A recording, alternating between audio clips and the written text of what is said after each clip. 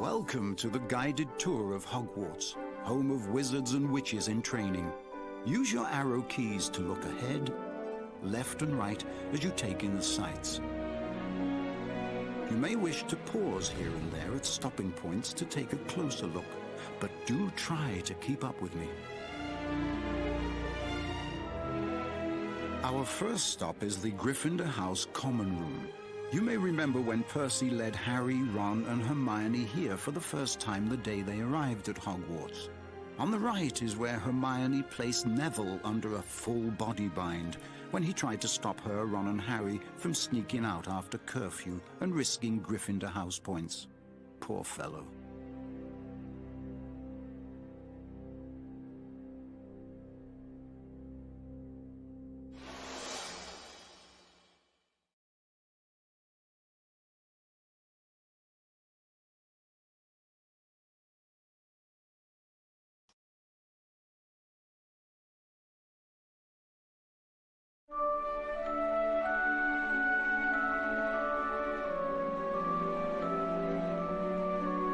Notice the Gryffindor wizard portraits on your left.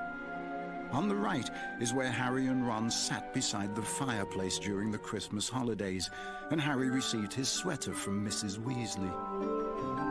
Often Gryffindors study here, with plenty of potions homework from Professor Snape. Here too, Harry and Ron often play wizard chess. Without that skill, they would never have found the stone.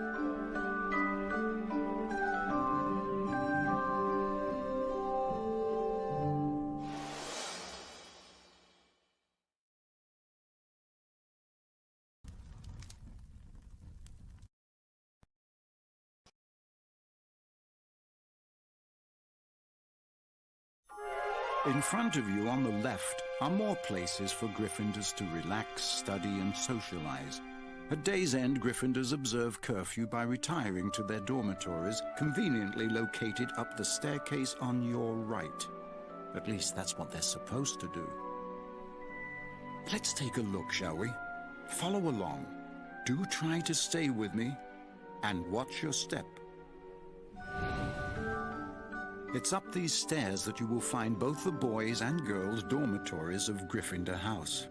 Let's see if anyone is around. Oh, did you hear that? Could be Harry sneaking down the stairs wearing his invisibility cloak.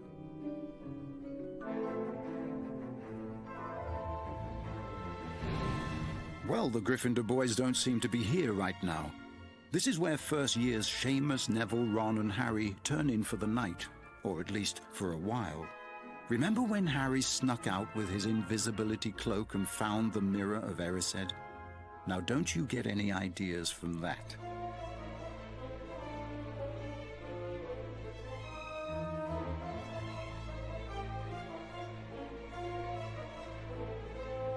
Here's Harry's bed. Next to it you will see his belongings.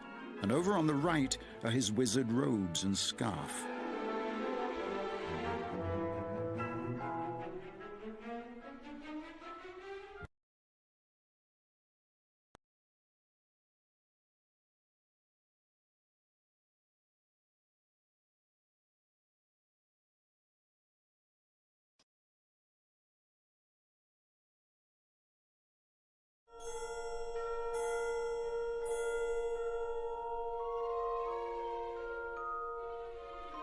In the back there is the window where Harry sat thoughtfully with his new friend, Hedwig.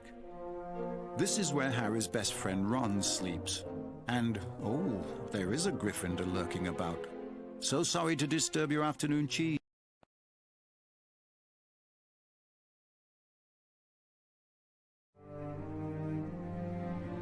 You will remember that Ron snuck out at night his share of times too, with prodding by Harry.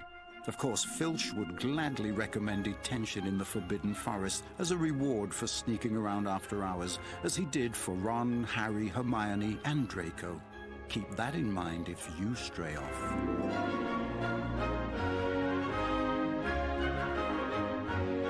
Welcome to the Great Hall. You can imagine how Harry must have felt arriving at Hogwarts when he first saw the floating candles and enchanted ceiling.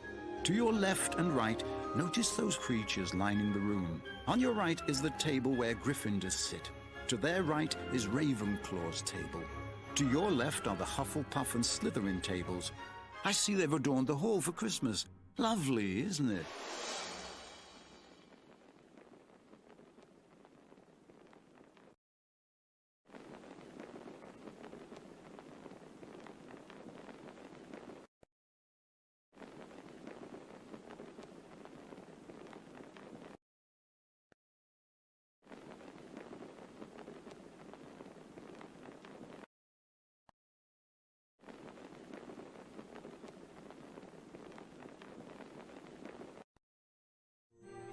Well, no one's around, so let's go up to where the teachers sit.